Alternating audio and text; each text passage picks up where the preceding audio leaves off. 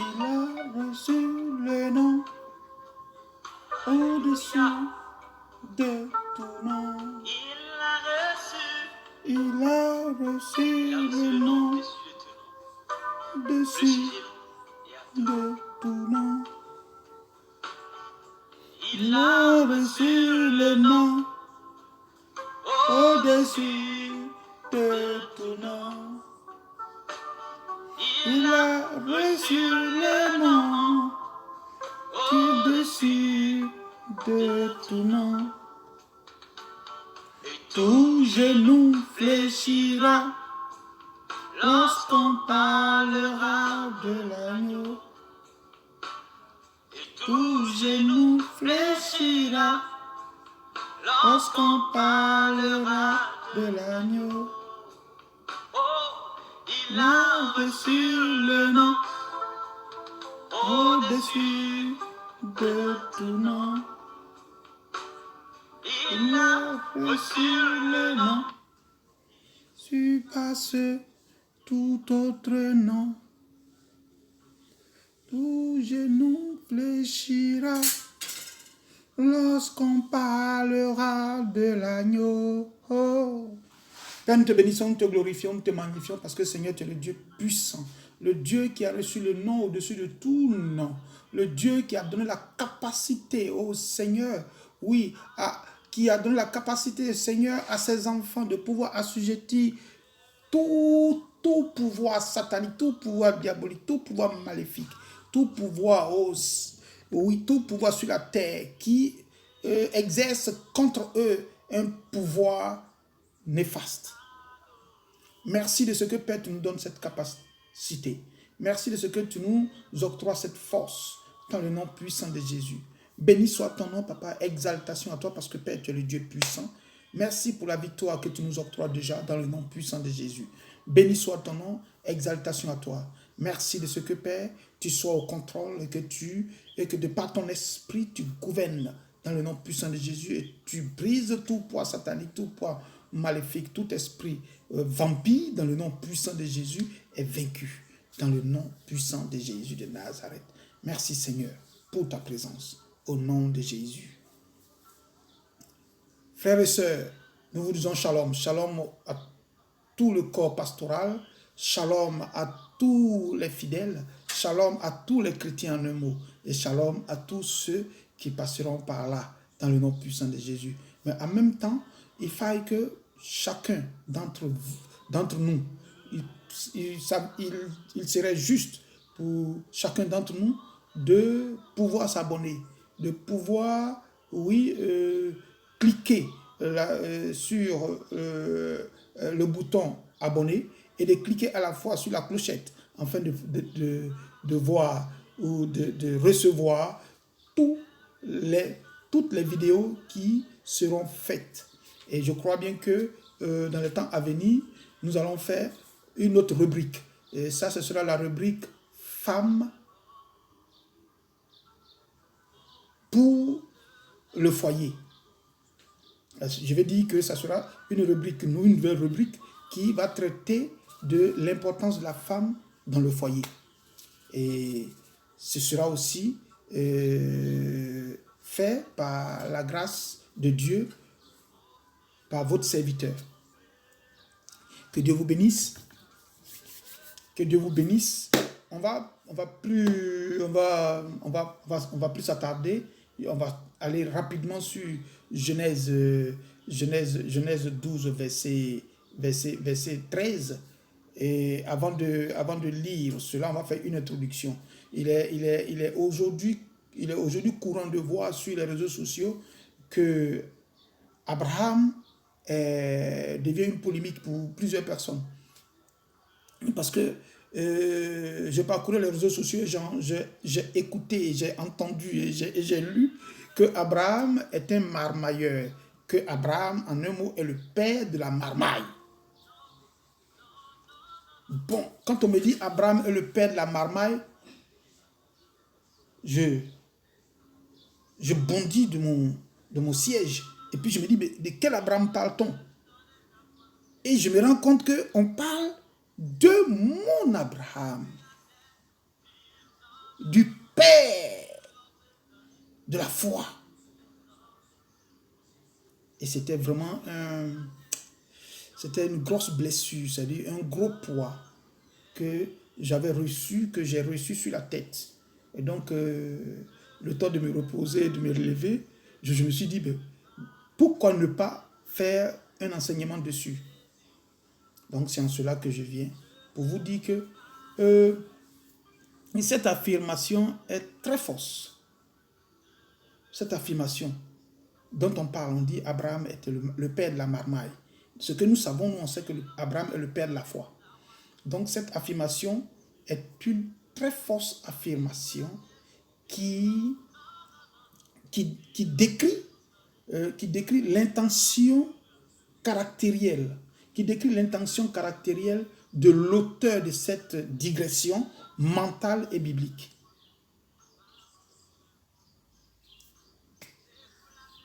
Revenons sur le mot marmaille. Marmaille, pour expliquer la marmaille, marmaille, ça signifie quoi? La marmaille, c'est un groupe d'enfants, donc un homme bien costaud, d'enfants qui sont bruyants, qui font du bruit.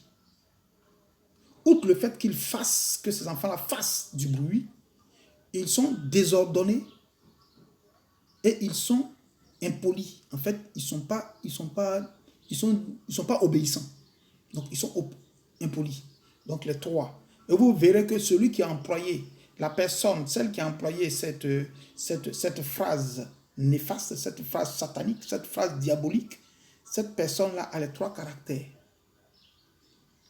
Cette personne est une personne très bruyante.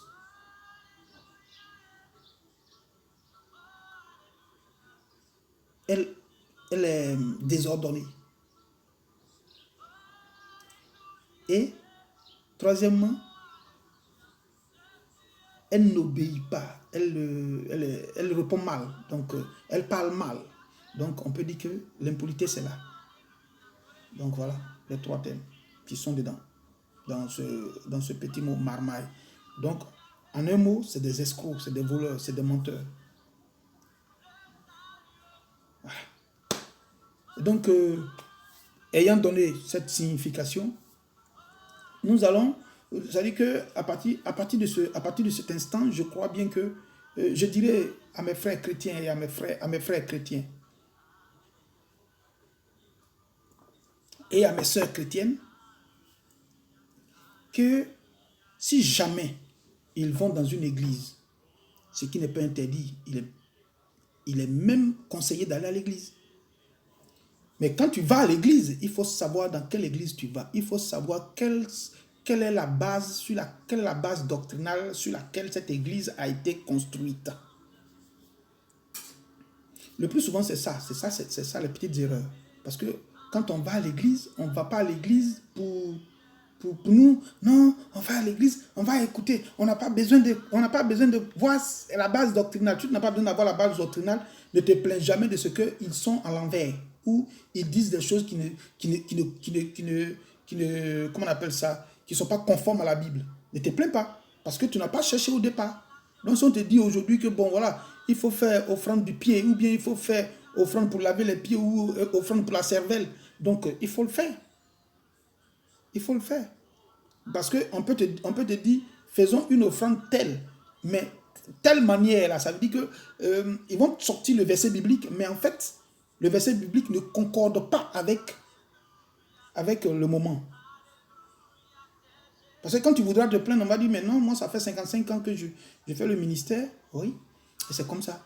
Ça veut dire que tu n'as pas d'expérience. Celui qui a une expérience, c'est ça. Mais en fait, toi, tu as eu la présence de Dieu. Ça veut dire que tu as eu un discernement. Donc, tu as certainement touché, mais pour t'influencer, on va t'influencer avec le nombre d'années. Or, n'empêche, tu peux avoir 2 ans dans la Bible, tu peux avoir 2 ans dans une église, ou 2 ans, je ne sais pourquoi, que tu es chrétien, mais si tu te donnes à fond dans la lecture de la Bible, tu vas comprendre que celui qui a fait 50 ans, celui qui a 75 ans d'expérience, d'appel, est dans le faux. Tu peux le voir. Parce que Dieu donne à tout le monde, comme il veut, comme il peut. Hein. Il ne donne pas seulement qu'à une seule personne parce que la personne est vieille. Non, sinon chose, comme on appelle le grand frère, serait devenu chose, Ruben. Il serait bien béni. Hein. Sinon aussi, Jacob, Ésaü, aurait pris comment on appelle ça, l'héritage spirituel de sa famille. Hein? Ils étaient les grands frères. Okay? Ils étaient les expérimentés. Okay? Donc, il faut qu'on fasse la part des choses. Okay? Sinon, aussi, on peut parler de choses, hein, de David, de l'élévation de David, de l'élévation même de Joseph. On peut encore parler de, comment j'appelle ça, de Moïse et consorts. Les grands frères, là, où ils étaient. Mais ils avaient une expérience. On me suit là, hein? Que Dieu nous bénisse. Donc, voilà. Donc, je leur dis, en tant que chrétien et chrétienne, que lorsque vous partez dans une église, il faut vraiment savoir la base de l'église, doctrinalement parlant. Il faut savoir. Parce que la base de notre église à nous, c'est une base saine. C'est une doctrine saine. La doctrine saine. Qu'est-ce qu'on appelle doctrine saine? La doctrine saine de l'église, c'est une doctrine qui lorsqu'on parle de la base doctrinale, il faut savoir que Jésus seul, c'est à partir de Jésus seul que nous parlons. Vous voyez. Donc si on remonte un peu dans la marmaille, donc je dirais que la doctrine, en fait, la doctrine a été chamboulée. Ils ont changé, ils ont vacillé dans le négatif avec cette doctrine qui est une doctrine saine dont on va parler plus bas. Donc, qu'est-ce qu'ils vont faire? Ils ont pris cette doctrine-là et puis ils ont juste fait la marmaille, ils ont juste fait le mensonge, ils ont juste changé des donnes dessus. Et donc, en changeant des donnes, en changeant des phrases et en nous expliquant, ça veut dire en interprétant autrement, nous sommes sur le charme de leur savoir parler, de leur charisme et de leur éloquence. Est-ce que vous voyez un peu? Donc, ce qui fait que, paf, tu es ébloui et tu regardes. Ne regarde pas ça, mais regarde ce que la Bible te dit. Donc, je reviens pour vous dire que la fausse doctrine, c'est la doctrine qui a été polluée. C'est la bonne doctrine polluée. Quand on dit une doctrine polluée, c'est une doctrine... Lorsqu'on te parle à l'église, tu as vu les Béréens, quand on parlait, les Béréens viennent éprouver la déclaration, les expressions employées par les hommes de Dieu par rapport à la Bible. Ils viennent éprouver ça devant la Bible. Ça veut dire quoi? S'il a dit offrande de poumon, on regarde, est-ce qu'on a dit là-bas offrande de poumon? Et même si on a dit offrande de poumon, qu'est-ce que ça signifie? Qu'est-ce que ça veut dire? Qu'est-ce qu'on veut dire par là? Qu'est-ce qu'on veut dire par là? Donc, à partir de ce fait-là, tu sauras si le poumon peut faire une offrande. Ça veut dire qu'est-ce qu'une personne dont le poumon sort pour aller faire l'offrande, ou bien c'est au travers de la personne, ça veut dire de la mentalité de la personne. Ça veut dire toi-même concentre-toi pour que tu comprennes et pour que tu sois, que Dieu te parle au travers de ton poumon. Parce que c'est du poumon, j'ai parlé au travers du poumon pour que tu fasses ton œuvre. Est-ce que vous voyez un peu? Donc, on verra. C'est un peu ce genre de choses. OK? Parce que quand on veut faire une offrande, c'est selon ton cœur. C'est ce que ton cœur te dit, c'est ce que Dieu te dit directement. Mais le poumon, ça veut dire que quand tu veux faire une offrande, c'est ce que Dieu te dit. Mais est-ce que Dieu mettra 5 mois pour te dire fais ça? Ou Dieu mettra 2 jours pour te dire fais ça? Ou bien c'est une programmation humaine? Si c'est une programmation humaine, mais l'offrande, c'est une programmation de Dieu. C'est Dieu qui te programme. C'est Dieu qui t'interpelle dessus. Et c'est là que chacun a commencé à parler d'une offrande, en fait, les dîmes et consorts. Si vous voyez un peu. Donc, de toute façon, c'est ce que je vous ai dit. Il faut vérifier. Donc, il faut savoir que cette façon de parler là, c'est-à-dire quand on te dit, quand on interprète autrement, ça change beaucoup. Donc, si la doctrine, si l'expression employée ou l'idée employée ne se trouve pas, c'est que ce n'est pas de Dieu. Parce qu'en fait, la Bible nous déclare en Hébreu 1, verset 1, je crois bien, Hébreu 1, verset 1, on dit, autrefois, je crois bien, autrefois, Dieu nous a parlé de plusieurs manières et de plusieurs manières et à plusieurs reprises. Autrefois, Dieu nous a parlé de plusieurs manières à plusieurs reprises. Ça fait un. Et dans ces derniers jours, là, ça veut dire dans ces derniers temps, Dieu nous a parlé par le Fils, qui lui est héritier. Donc, qu'est-ce que ça veut dire? Ça veut dire que dans ces derniers temps que nous vivons, Dieu nous a parlé par Jésus. Et donc, si on veut voir, quand on parle de Jésus, on parle de Jésus, c'est Jésus qui nous parle maintenant, de par la Bible. Donc, autrefois, on parle de l'Ancien Testament. Ça, vous voyez. Maintenant, on dit, dans les derniers jours, c'est-à-dire, à partir de choses, comment j'appelle, à partir du Nouveau Testament, Dieu nous parle à partir de la Bible, à partir du Nouveau Testament. C'est-à-dire, Jésus, il est venu maintenant par le Fils pour nous parler. Donc, s'il nous parle, en fait, on va partir vers, c'est-à-dire qu'on prend deux versets bibliques. Deux versets bibliques qui vont nous dire que la parole, là, c'est l'écriture, et la parole, c'est Jésus. Ça, vous voyez un peu. Donc, on retourne en Jean 1, verset 1. Et Jean 1, verset 1 nous dit quoi? Nous dit qu'au commencement était la parole. Et la parole était avec Dieu. Et la parole est Dieu. Qu'est-ce que ça veut dire? Ça veut dire que quand Dieu commençait à créer, il n'a pas... C'est pas avec deux personnes qui sont venues pour faire. Non. Il a dit, il était là et puis il a dit, lumière soit. Et la lumière fut. Il a dit, eau soit. Et l'eau fut. Il a créé le ciel. C'est comme ça qu'il a parlé. Il a dit, la parole. La parole. Ok. Et donc, on dit la parole là, c'est que la parole que lui il a utilisée pour créer là. On dit, au commencement était la parole. Donc maintenant, le deuxième passage, on dit, la parole était avec Dieu. Ça dit, la parole était avec Dieu. Ils étaient voisins. Ils étaient deux. En tout cas, la parole était avec Dieu. Sa possession. Et on dit, en troisième, on dit, la parole est Dieu. Donc, ça veut dire qu'ils sont un. Donc, lui-même, il est la parole. Donc, c'est à partir de cette parole-là qu'il a créé. Ça, vous voyez. Donc, lui, c'est à partir de cette parole-là aujourd'hui qu'il nous parle. Et cette parole-là, c'est quoi? C'est ce qui est écrit aujourd'hui ici. C'est ce qui est Bible. Donc, ça veut dire que Jésus lui-même est Dieu et c'est avec lui que nous sommes en train de parler. C'est-à-dire que toute fois que tu lis la Bible, c'est que tu n'es pas en train de soliloquer, tu n'es pas en train de parler seul. Tu es en train de dialoguer. Il y a deux personnes qui parlent.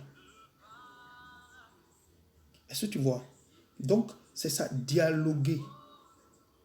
Il y a un dialogue qui est entre deux. Est-ce que tu vois? Il y a une discussion entre deux. Donc, à partir de la Bible, c'est vrai que je suis seul, mais il y a une seconde personne qui est la parole, qui me parle et qui, de temps à autre, à qui je parle aussi. Et lui, il me répond au travers de ça. Est-ce que tu vois? Donc, c'est un peu ce contexte dans lequel nous sommes. Au dernier moment, il nous parle par le Fils. Hébreu 1, verset 1. Et quand on veut prendre pour étayer ces choses-là, nous allons prendre, comme on appelle, Jean 1, verset 1. Et après, on peut aller même jusqu'à Jean 8, verset 32, où on dit, vous connaîtrez la vérité et la vérité vous affranchira. Ça veut dire qu'il faut que tu sois... La vérité aussi, c'est ce qui est écrit. Ce qui est écrit là, c'est ce qui est la vérité. Et cette vérité-là, tant que tu la connais, on ne te dit pas de la savoir, on dit de la connaître. De faire d'elle ta camarade, de faire d'elle ta possession. C'est-à-dire qu'elle soit avec toi. Et quand elle est avec toi, et puis toi-même, tu deviens la vérité. Et quand tu deviens la vérité, tu vois, le psaume le psaume 82, verset 6, tu rentres dedans, tu deviens un petit Dieu. Alléluia. Et donc, à partir de cela, tu as quelqu'un qui possède toute ta tête. Et petit à petit, tu vas voir que tu amèneras à l'existence ce qui n'existe pas. C'est-à-dire que tu appelles les choses qui n'existaient pas si comme elles existaient. En ce moment, Dieu, tu as pleinement confiance. Dieu a pleinement confiance en toi. Et tu as tellement foi en lui qu'il fait des miracles et des prodiges avec toi. Ce n'est plus les prodiges des faux pasteurs, mais c'est des prodiges à toi par rapport à Christ qui agit dans ta vie et pour lequel tu peux aussi agir dans la vie des autres. Tu n'as pas escroqué quelqu'un. Que Dieu te bénisse. Donc, voilà ce côté. C'est-à-dire que Hébreu 1, verset 1 nous dit que dans ces derniers temps, Dieu nous parle à partir de la Bible. Il ne nous parlait pas comme il parlait à nos grands-parents, comme il parlait à nos aïeux. Non, non, non, non. Il nous parle là, c'est direct. Mais ce qu'on ne comprend pas, c'est que la doctrine là, c'est quoi? La doctrine là, c'est quoi? Parce qu'on te parle, en fait, la doctrine a été, comme je dis, a été mélangée. Ils ont mélangé la doctrine. Ils ont chaviré ça, ils ont changé, ils ont fait n'importe quoi, ils ont mélangé, ils ont gâté la doctrine. Donc, chacun vient et puis il se crée des doctrines dans l'église. Bon, moi, ma doctrine, c'est que tu vas prospérer. Donc, lui, il ne va que parler de prospérer. Donc, moi, ma doctrine, c'est que les chrétiens de 10 ans sont encore bébés. Donc, là, tu ne donnes pas d'enseignement, fort. Tu dois donner toujours le lait. Donc, ça veut dire que vous, 50 ans, 60 ans, vous serez toujours des bébés dans l'église. Et l'église est toujours là. Est-ce que vous voyez? Ça encore, c'est une autre réflexion, c'est une autre façon de penser. Est-ce que vous voyez un peu le jeu? Donc, il y a beaucoup de petites choses dans l'église. Donc, les doctrines, là, il faut les savoir. Pour que tu t'asseyes, pour que tu partes t'asseoir dans une église, il faut savoir quelle doctrine. Ça parle de quoi? Voilà. Et après ça, on verra. Maintenant, je vais vous donner ce que c'est que la vraie doctrine. La vraie doctrine, c'est que sache que Jésus est venu dans ce monde-là pour toi te libérer, pour moi me libérer, pour nous libérer en tant que chrétiens. Et nous, quand Jésus est venu, qu'est-ce que Jésus a fait pour toi et moi? Jésus a fait un combat. Et ce combat, ça s'est terminé à la croix, où il est allé être crucifié et mourir pour toi et moi. Mais il n'est pas resté crucifié. Sinon, s'il était resté crucifié, toi et moi, on aurait cru en vain. Donc, comme il n'est pas allé rester crucifié, il est mort, ils l'ont enterré. Mais la terre a refusé. Parce que la terre ne peut pas le consommer. Donc, il va ressusciter. Et quand il ressuscite, on l'a vu. Et après, il est monté. Et il est assis aujourd'hui à la droite du Père, afin d'intercéder pour toi et moi. Alléluia. C'est surtout ce côté-là où il est mort, il est ressuscité. Où il est mort, il est ressuscité. Parce que je n'ai pas encore vu un mort ressuscité. C'est vrai que moi, je ne l'ai pas vu. Mais la Bible dit, les hommes l'ont dit. Depuis que moi-même, je n'étais pas encore né, mon papa n'était pas encore né, le papa de mon papa n'était pas encore né. Tout ça, là, eux, ils l'ont dit depuis le premier siècle. Ils ont dit. Donc, il est ressuscité d'entre les morts. Et il est assis à la droite du Père. Donc, la doctrine est basée sur Jésus. La doctrine n'est pas basée sur un marmailleur quelconque. La doctrine n'est pas basée sur un prophète quelconque.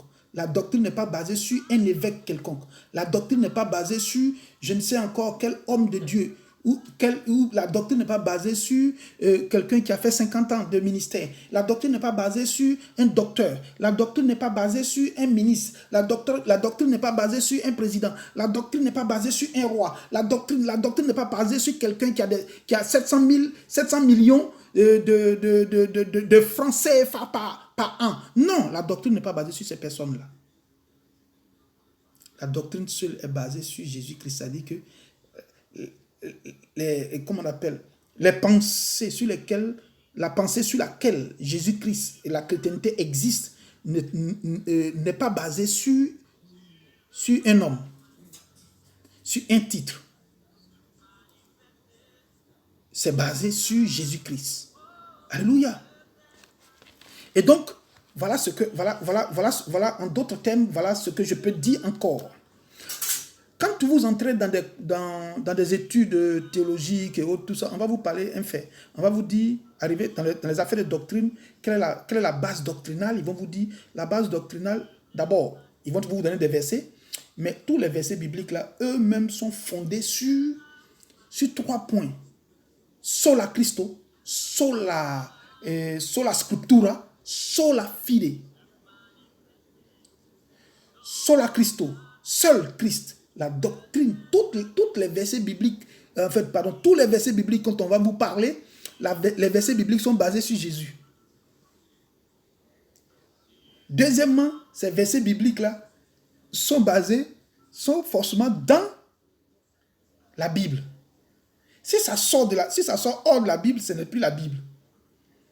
Et troisièmement, c'est au travers de ces versets bibliques qu'on entend donc de Jésus, de l'histoire de Jésus qu'on acquiert la foi. Donc tu ne peux pas acquérir la foi dans quelque chose qui n'est pas. Donc sola fide, fide c'est la foi. Donc quand tu vas, je crois bien que on dit la foi vient de ce qu'on entend. Je crois c'est Romains 10, 17, je crois.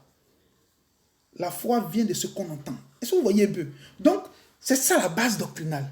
C'est ça le fondement de la base. Le fondement de la base, ça dit qu'il y a la doctrine et puis il y a le fondement même de la doctrine. Les idées qu'on va vous donner là, toutes les idées vont sortir forcément dans ces 3 thèmes-là. Ces 3 thèmes-là doivent se retrouver dans les idées. Dans les comment on appelle ça? Dans les versets bibliques qu'on va vous donner. Ça veut dire, il faut qu'on sache que quand tu es en train de parler là, pour aller vers Dieu, il y a un seul chemin, Jésus. Et qui est-ce qui intercède pour toi? Qui est assis à la droite du Père et puis qui intercède pour toi? C'est pas mon papa. C'est pas ton papa. C'est pas ton pasteur. C'est pas ton prophète. C'est pas lui. Celui qui intercède là, c'est Jésus. Donc, il va beau te dire, non, c'est moi, avant de me voir, il faut donner 500 millions et autres. Mais c'est des bêtises parce qu'il ne peut rien pour toi, il ne peut rien vis-à-vis de Dieu. Il ne peut rien. Donc, tu lui donnes ton argent parce que tu lui donnes ton argent. Parce que lui, il ne peut pas intervenir. Non. Il ne peut pas intervenir. Il ne peut pas intervenir. Il ne peut pas intervenir. Il ne peut pas intervenir. Il ne peut pas intervenir. Comme je te le dis, il ne peut pas intervenir. J'insiste dessus, il ne peut pas intervenir. Seule la volonté de Dieu. Parce que Dieu même a dit, je crois, dans Zacharie 4, verset 6. Il dit Zorobabel, voilà, un truc comme ça. Est-ce que tu vois? Il te dit, rien ne peut se faire, tout peut se faire rien que par ma volonté. Ce n'est ni par la force, ni par l'intelligence, ni par la puissance, mais le tout se fait par mon esprit. Donc, c'est sa volonté. Un homme, réellement, dans la vérité, ce n'est pas notre inconscience, non. Ce n'est pas notre inconscience de conscience dont on parle, non. C'est trop fort. C'est-à-dire, dans la vérité, l'homme n'a pas de conscience. Pardon, dans la vérité, l'homme n'a pas de... Oui, dans la vérité, l'homme n'a pas de... Comment on appelle ça? N'a pas de volonté. Dans la vérité, l'homme n'a pas de volonté. La volonté dépend de Dieu, parce que c'est Dieu qui te conduit vers les verts pâturages. Toi, ta volonté, c'est de partir où? C'est de partir vers les verts pâturages, donc tu attends. Tu n'as pas de volonté, parce que là où tu t'en vas, là où tu vois brillant, là, c'est pas bon. Est-ce que tu vois? Donc, si tu veux aller vers là où l'eau sort dans pompe en or, ce que tu vas voir là-bas, là, ça, je n'ai pas vu dedans. Parce que si vous remarquez aujourd'hui, on a nos jeunes soeurs, nos jeunes frères qui veulent avoir des millions un coup. Et quand ils vont là, ils deviennent quoi? Donc ta volonté là n'a qu'à être incluse dans la volonté de Dieu. Donc tu attends. Ça c'est comme ça. Donc, quand tu regardes bien dans plusieurs passages bibliques, tu vas voir que, bon, tu as vu, Lot a fait, la meilleure expérience. Parce que lui, il a regardé vers la verdure. Et il a donné le sec à son papa. Ben, qu'est-ce qui s'est passé? Qu'est-ce qui s'est passé? Il y a eu Sodome et Gomorrhe. Donc, s'il y a eu Sodome et Gomorrhe pour lui, donc ça veut dire qu'il peut avoir beaucoup de choses qui ne va pas honorer Dieu quand tu commences à faire des choses qui ne sont pas bien.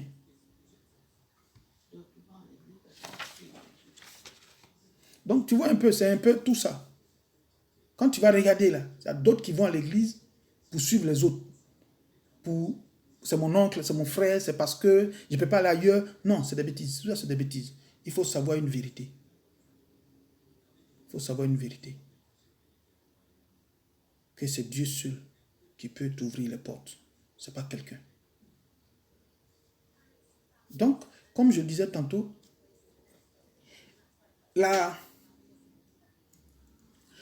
doctrine, c'est ça. Sola Christo. Et seules les Écritures, donc sola Scriptura, et seule la foi. C'est avec la foi on va. C'est la foi que Dieu cherche à manger chez nous.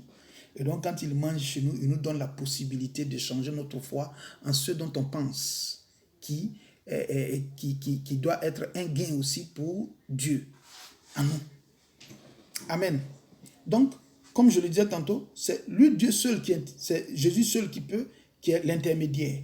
Et après, ce sont ses œuvres qui nous assurent de notre salut. Ce sont ces œuvres, c'est l'œuvre accomplie à la croix là, qui assure que toi et moi, nous avons le salut. Est-ce que vous voyez? Donc, si on l'aime, si on s'accroche à lui, ça va aller. Mais si on ne s'accroche pas à lui, parce que s'accrocher à lui, c'est tout un lot. Hein? Donc, si on ne s'accroche pas à lui, il y a aussi la conséquence. Donc, voilà, c'est le seul. C'est ça. C'est ça qu'on doit prêcher dans les églises. Et non, il va vous donner un mari, il va vous donner une femme, il va te donner l'argent, il va te donner le travail, il va te donner... Mais si il devait te donner tout cela, pourquoi il t'a pas dit clairement la chose? Pourquoi il t'a pas dit clairement qu'il faut chercher premièrement travail, il faut chercher premièrement femme avant d'avoir tout ça. Mais quand tu regardes bien, Matthieu 6, 33, je crois bien, c'est ça, Matthieu 6, 33, il t'a dit quoi? Il t'a dit chercher premièrement le royaume des cieux et sa justice. Cherche premièrement le royaume des cieux. Donc cherche à attraper Jésus. Après, les commandements qui sont dans sa justice, là, il faut attraper.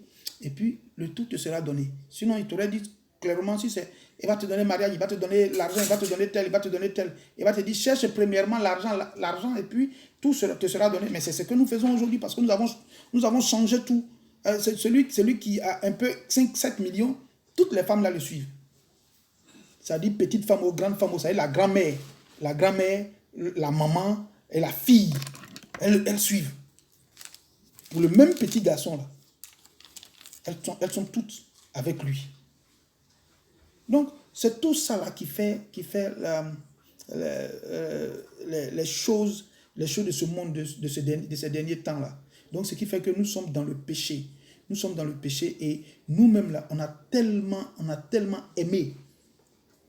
On a tellement aimé les faux pasteurs, les faux prophètes. On a tellement aimé les divinateurs que nous-mêmes là, on se laisse aujourd'hui berner par tout ça. C'est-à-dire même les pasteurs courent aujourd'hui après l'argent. Même les pasteurs sont prêts à escroquer. Même les pasteurs sont prêts à mentir. Même les pasteurs sont prêts à dire n'importe quoi. Même les pasteurs sont prêts à faire n'importe quoi. Parce que eux-mêmes là, ils sont pas conséquents. D'autres même suivent les pasteurs parce qu'ils donnent une enveloppe. Ça veut dire quoi? Ça veut dire ils suivent les pasteurs parce que en fait les pasteurs ne peuvent pas leur dire la vérité.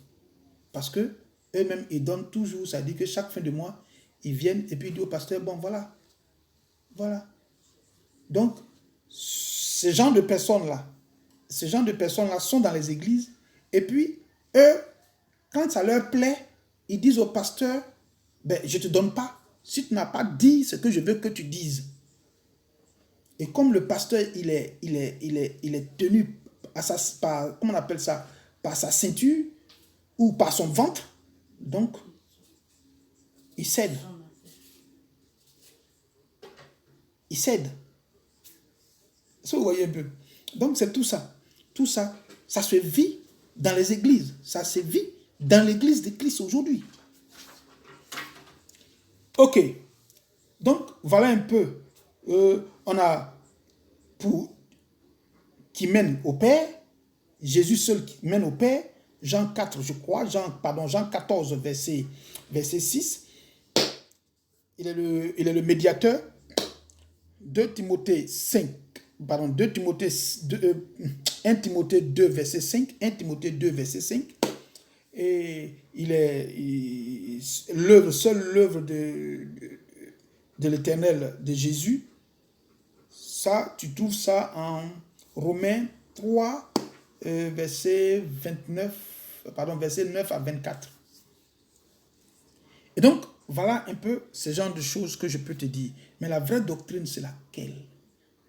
La vraie doctrine, c'est qu'il faut savoir que Jésus est venu, il est mort, et quand il est mort, il est parti à chose, comme on appelle, il est parti sur la croix, et il est ressuscité. Il est assis. Et donc c'est cela, les véritables réflexions des uns et des autres. Amen. Donc, dans les églises, quand tu es dans les églises, tu vas comprendre que c'est celui qui donne plus, c'est celui qui donne plus dans l'église, sur lequel est basée l'église. Et est basé même, peut-être même, les enseignements. Parce que c'est celui qui donne, qui décrit quel type d'enseignement il faille qu'on donne. C'est celui qui décide toutes choses dans l'église. Parce que le pasteur a son ventre. Le pasteur lui-même est lié à son ventre. Donc, est lié à ses besoins. Donc, il perd sa valeur. Et c'est quelqu'un d'autre qui n'a pas été appelé, mais compte tenu de ce qu'il donne une enveloppe, il tient le pasteur. Donc, confrères, mes confrères pasteurs, mes pères pasteurs, faisons une chose. Tâchons de ne pas être des appelés du monde. Mais tenons toujours notre appel. Appel que Dieu nous a gratuitement donné. Parce que tu n'as fait aucun sacrifice pour qu'il t'appelle. Il t'a appelé parce qu'il a vu quelque chose en toi. Mais tu es en train de dévier. Que Dieu te bénisse. Que Dieu te bénisse. Nous aussi les chrétiens, il faille qu'on aide les pasteurs à être dans la vérité. Parce qu'on est trop emprunt à être un peu... on est trop emprunt aux choses qui frappent à l'œil. Aux choses qui frappent à l'œil. Laissons ça tomber. Et seule la parole de Dieu doit te frapper à l'œil. Seule la parole de Dieu doit t'émerveiller. Et non une personne qui a porté une chaussure de 800 €, un pantalon de 1200 €. Non, ça ne te fait... tu n'iras nulle part. On a vu des hommes, choses comme on appelle le chanteur Johnny Hallyday. Il a tout laissé. Tout près de nous, là, il y a chose, DJ Arafat. Il a tout laissé. Est-ce que vous voyez un peu? Donc tout ça, il faut laisser tomber. Si tu regardes Michael Jackson, c'était quelqu'un de riche, mais il a tout laissé. Ou Fred Boigny, tout laissé. Et c'est comme ça, toi et moi, on va laisser. Les milliards qu'on cherche, on va laisser. Donc il faut t'attacher à la vraie doctrine. Donc tu sais que, en fait, toute chose sur la terre, en fait, toute action que tu fais sur la terre, tu payeras tôt ou tard. Donc que la grâce de Dieu soit avec nous. On va aller le plus vite possible sur sur le verset Genèse 12, verset, comment on appelle, le verset Genèse 12 à son verset 13, dont on va parler. Donc, en fait, la marmaille, même le thème, tout ça, c'était l'introduction, parce que c'est trop vaste. Donc, c'est les pasteurs qui font ça, qui font des bêtises comme ça. Vous m'excusez des thèmes, mais je vais vous dire en clair. Quelqu'un qui dit que Abraham est un marmailleur. Je vais prendre la Bible en témoin. On va vite aller Genèse 12, verset 13. L'histoire de Genèse 12, verset 13, c'est en Égypte. En fait, le monsieur, il est parti là-bas parce qu'il y avait une famine. Et il est allé, en ce temps-là, il y avait une loi en Égypte qui disait que, en fait, il faut ramener toutes les jolies femmes au pharaon. Peut-être une loi, peut-être une façon de comprendre, je ne sais pas. Mais ils se sont dit là-bas en Égypte que le pharaon avait le droit sur toutes les jolies femmes.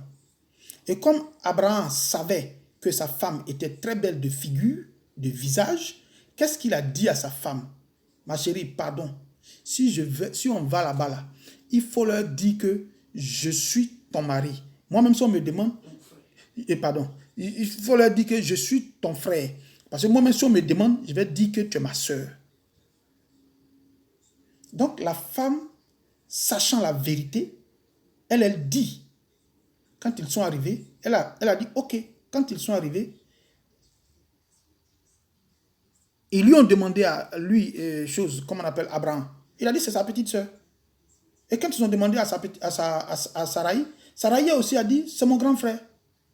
Et le monsieur, ils sont allés dire à Pharaon, et Pharaon l'a récupéré dans son harem.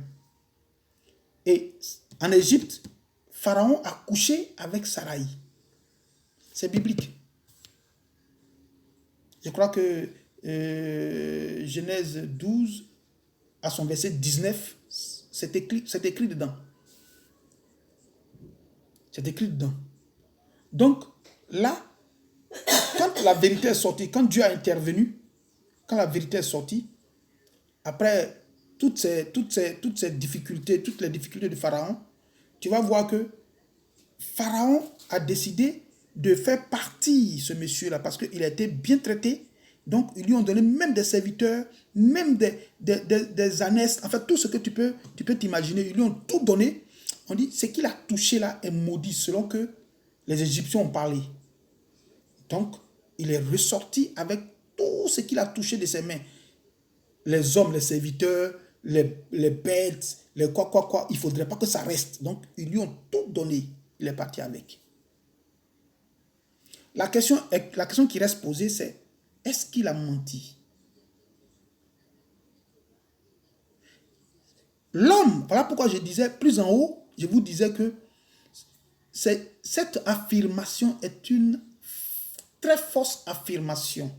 Et cela décrit comment on appelle, l'intention de celui qui est l'auteur de cette phrase. Abraham était marmailleur, ça décrit son intention. Lui-même, il veut marmailler, il veut mentir, il veut voler, il veut escroquer.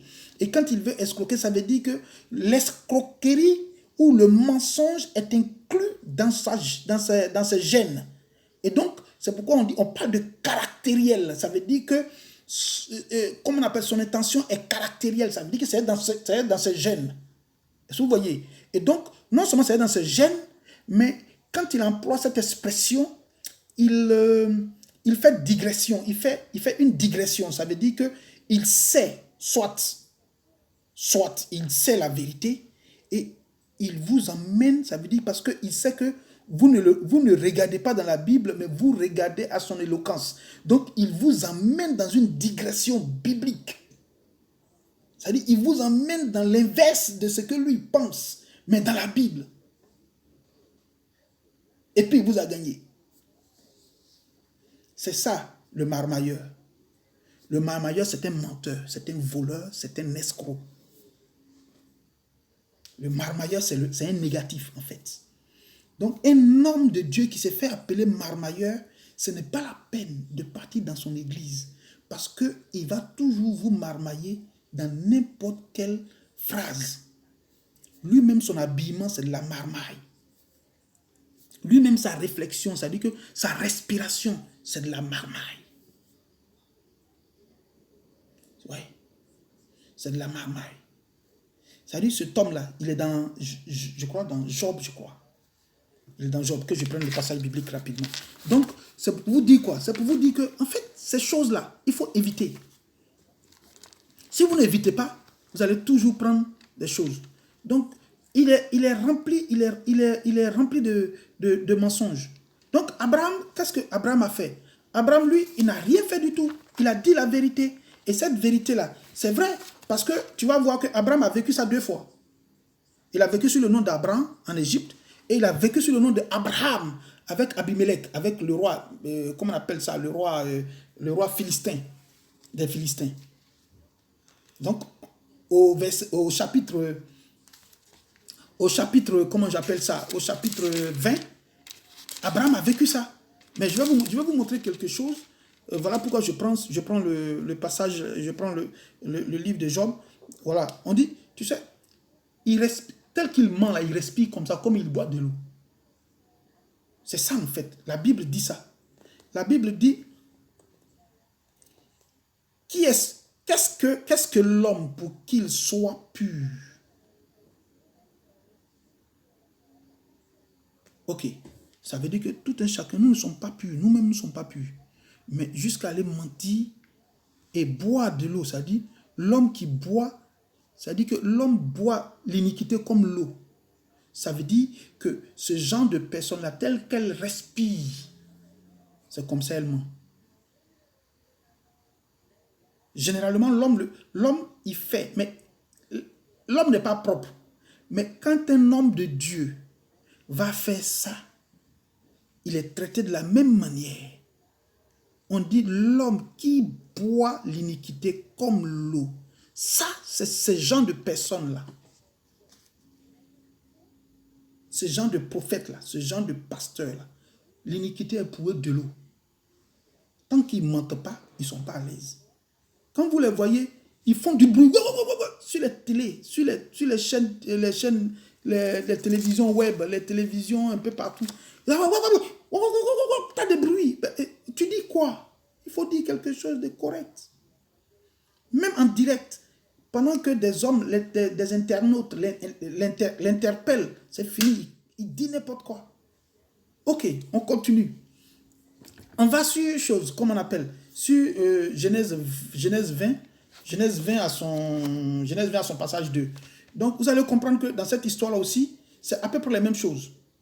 Mais là, c'est Agéra. La femme sera chose, comment on appelle ça? La femme sera chose, comment on appelle, sera kidnappée.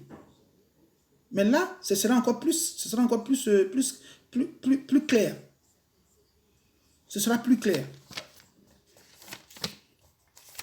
Je prends rapidement le passage. Ok. Ici, on te dit, au verset 2, on dit, Abraham disait à Sarah, sa femme, c'est ma soeur, et Abimelech, roi de Guéra, fit enlever Sarah. Ok, il a enlevé Sarah.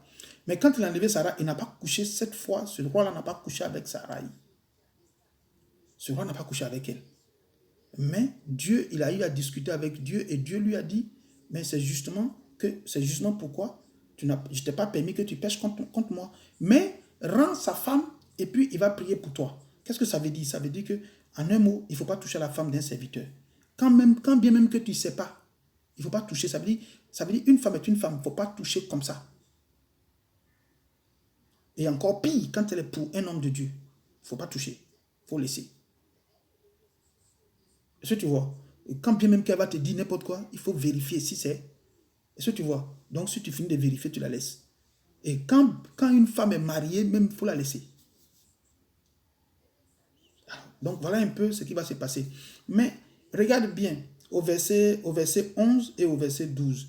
Ça veut dire que Abraham, encore là, il avait peur pour sa vie. Parce qu'il se disait que Ouais, il dit, Abraham répondit, je me disais qu'il n'y avait sans doute aucune crainte de Dieu dans ce pays. Parce que c'est des païens, ce n'est pas des chrétiens, ce n'est pas des croyants, c'est des païens. Donc il s'est dit que ils ne craignent pas Dieu. Parce qu'on n'a pas les mêmes dieux. Voilà. Et qu'il pouvait le tuer pour pouvoir prendre sa femme. Et de plus, il est vrai qu'elle est ma soeur. En fait, et puis là, il répète, ça dit au verset 12, il dit, mais c'est vrai. Il est vrai qu'elle est ma soeur.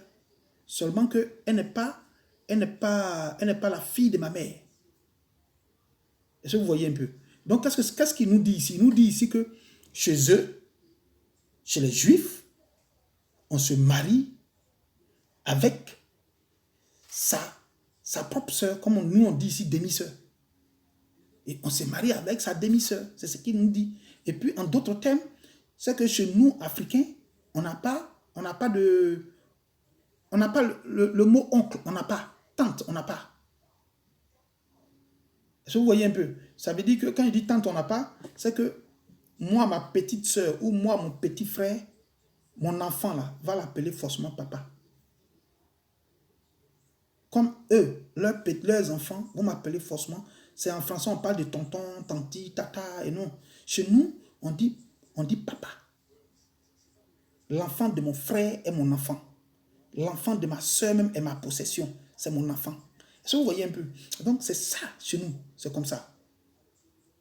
Donc, il y a pas. Donc, c'est là, ici, il te dit qu'on peut se marier comme ça. Donc, ici, on a le mariage endogamique. Or, l'autre côté, on a le mariage exogamique. Ça veut dire que quand tu prends la Côte d'Ivoire, pour celui qui connaît la Côte d'Ivoire, ça veut dire le Nord, là, eux, ils peuvent se marier en famille. C'est ce qu'on appelle le mariage endogamique. Maintenant, ceux qui sont totalement en dessous, ça veut dire qu'à partir du centre jusqu'en bas, donc ceux-là, eux, ils peuvent se marier en choses, comment on appelle ça, ils peuvent se marier, ils ne peuvent pas se marier en famille, mais ils vont ailleurs pour se marier. C'est pourquoi tu vas voir des couples de Bété, de Gouro, de Yakuba, de Guéré, d'Atier, de Brié, et ainsi de suite mélangés. Mais c'est que le peuple du Nord, eux aussi, ils peuvent se marier avec nous, parce qu'il y a d'autres personnes qui n'aiment pas ça. Donc, ils peuvent se marier en bas. Mais il y a d'autres qui aiment et qui se marient en haut, entre eux. Sous prétexte que, bon, c'est pour garder la richesse en famille, quoi. Alléluia. Donc, c'est comme ça un peu. Donc, voilà un peu ce que je peux dire dans ça. Mais, Abraham a fait ça, pas dans le but d'escroquer. Je vous dis toujours que Abraham est le père de la foi. Donc, qu'est-ce qu'il a pu se dire avant que Abraham ne parte dire que c'est ma soeur? Mais en vous disant c'est ma soeur, il ne ment pas, il dit la vérité. Mais s'il a préféré enlever le côté ma femme, c'est qu'il y a eu une révélation. Moi, je vous explique un fait rapidement. À la fin de la guerre, j'ai eu un problème. J'ai un camarade qui est venu me voir parce qu'en fait, il m'avait gardé, il m'avait donné ses affaires pour que je garde. Et donc, quand j'ai gardé, quand la guerre est finie, il devait partir. Il est venu récupérer ses affaires, sa télévision et son VCD. Et quand ce jeune homme est venu, mon ami est venu prendre, on partait. Et puis, sur un carrefour, on a croisé, pour ceux qui connaissent bien choses, comme on appelle le Terminus 27, comme on appelle Ornella, la pâtisserie Ornella. Donc, quand tu vises, à ce niveau, à la fin de la pâtisserie, de l'autre côté, voilà, directement, tu tombes sur un carrefour où ils étaient. Les rebelles étaient. Les FRC, là, ils étaient là. Et donc, c'est sur ça qu'on m'a attrapé. Et quand on nous a arrêtés là, on nous a posé deux questions, mais c'est pour qui? Où vous partez avec? Et donc, on a répondu. Donc, lui, quand il partait, bon, moi, quand j'ai vu ce genre de choses, je me suis dit que je vais me retourner en même temps. Or, quand j'ai donné d'eau, il y a un autre qui venait. Il y a comment on appelle ça, un baka, un massa qui venait. Et dans le massa, on avait des amis, c'est des Yakuba, qui m'ont reconnu. Ces Yakuba là était dans un baka que mon frère à moi, chose comme on appelle, gérait. Et donc, voilà qu'on m'appelle et puis on me dit qu'un frère qu'on appelle Hyacinthe gérait. Donc, je coupe, je ne donne pas tout le nom. Donc, il gérait. Et ce monsieur-là, va crier. Celui qui est dans la voiture là va crier, pasteur, sois béni. Donc quand le rebelle a entendu, le FSI a entendu, pasteur, sois béni. Et puis moi aussi, bon, dans ce truc-là, j'ai dit, sois béni mon frère. Donc le monsieur m'a interpellé une deuxième fois. Il m'a mis à genoux. Pendant qu'on partait là, il y avait déjà 2 corps. Hein. Il y avait déjà 2 corps. Donc quand on m'a appelé, je suis encore revenu dans le problème des 2 corps. Les 2 corps sont derrière là. On a mis bois dessus. On a mis feuillage dessus. Bon, là, je vous dis que je leur dis que je suis pasteur. Ou bien, je leur dis que je ne suis pas pasteur. Parce que je leur ai dit que je ne suis pas pasteur, je suis chrétien. Abraham qui dit, c'est pas ma femme, c'est ma soeur. Pour moi, je vous laisse ce côté-là. C'est à vous de faire. Parce que Abraham a eu un discernement. Moi aussi, ce jour-là aussi, j'ai eu un discernement. En tout cas, j'ai dit, je ne suis pas pasteur. Mais j'étais pleinement pasteur. Mais j'ai dit, je ne suis pas pasteur. Je suis chrétien. Je suis dans le faux? Si oui, commentez. Je suis dans le vrai? Si oui, commentez. Que le nom de Dieu soit glorifié. Maintenant, l'étape 3.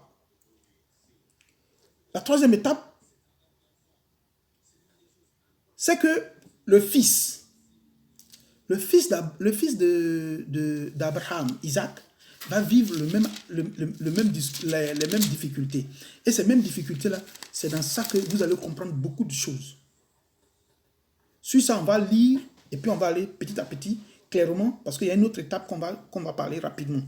Donc, dans le verset 26, dans le chapitre 26, il y a Abimelech, on dit, le fils, on dit, il y eut une famine comme chose, et puis le fils s'est retrouvé à Guérar, donc chez Abimelech. Abimelech, ce n'est pas un nom, hein, c'est pas un nom, c'est un titre.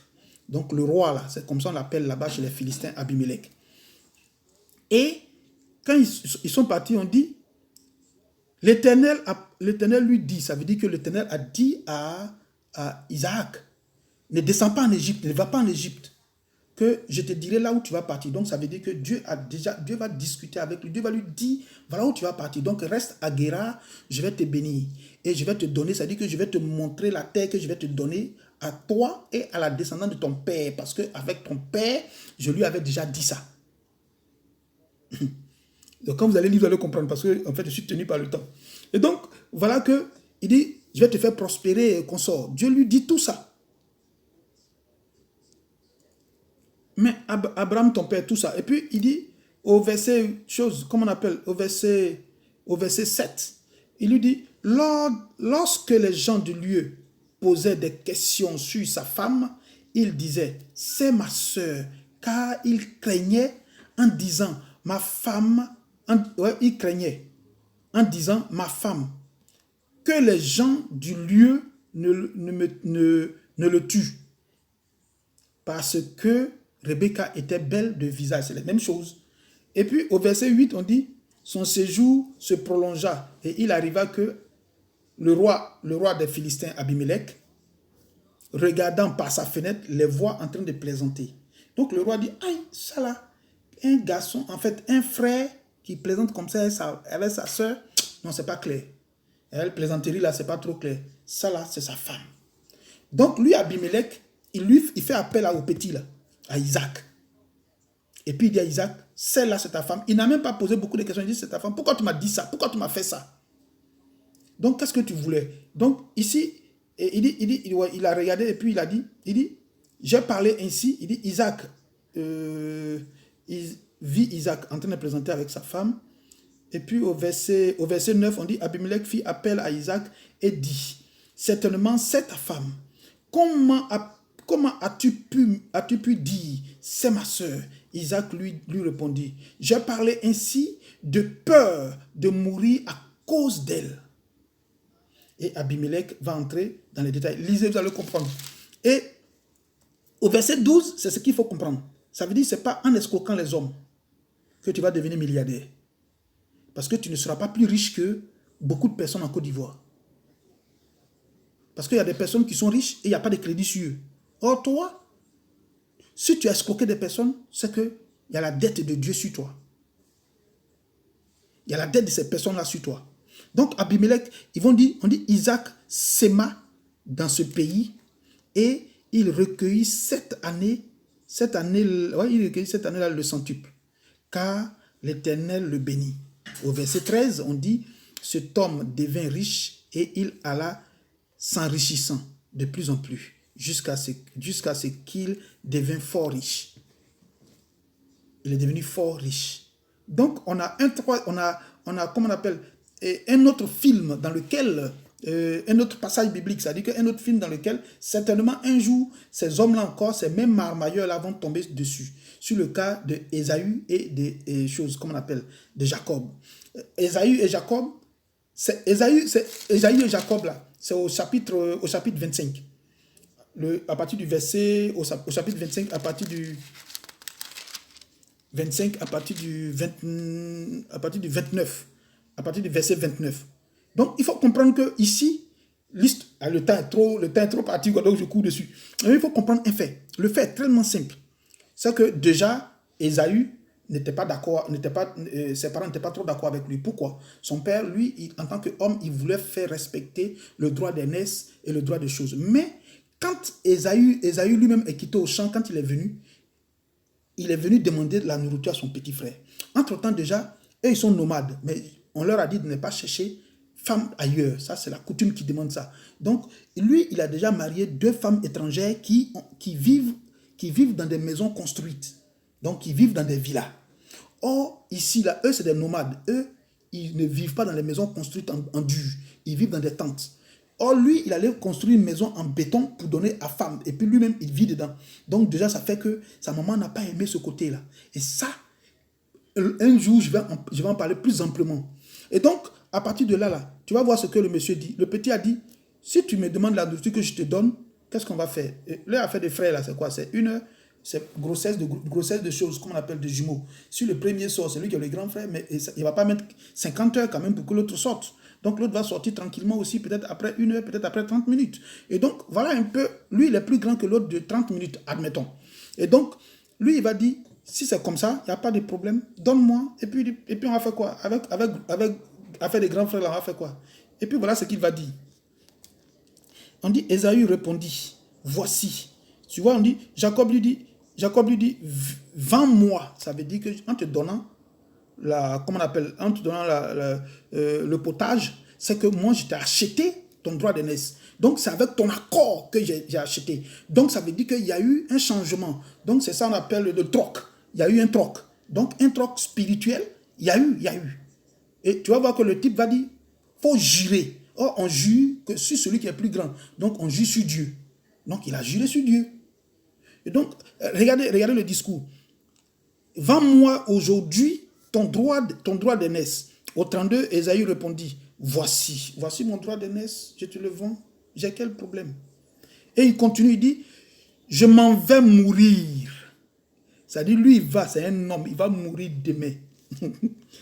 À quoi me sert ce droit d'aînesse? Mais attends, entre nous, pourquoi vous dites que le type l'a volé? Pourquoi vous dites que le type là, il a usurpé? Pourquoi vous dites que le type là, il a fait tel? Non, les gars. Et il y a même des pasteurs qui disent qu'on ne doit pas enseigner sur lui, sur Jacob. Pourquoi? Parce que vous ne savez pas l'interprétation vous ne savez même pas l'interprétation de la chose. Lisez. On nous a toujours dit c'était un usurpateur. C'était un menteur. Mais non, il faut lire. Moi, on m'a dit ça. Mais il faut lire. Quand tu lis, tu vois que ce n'est pas un usurpateur.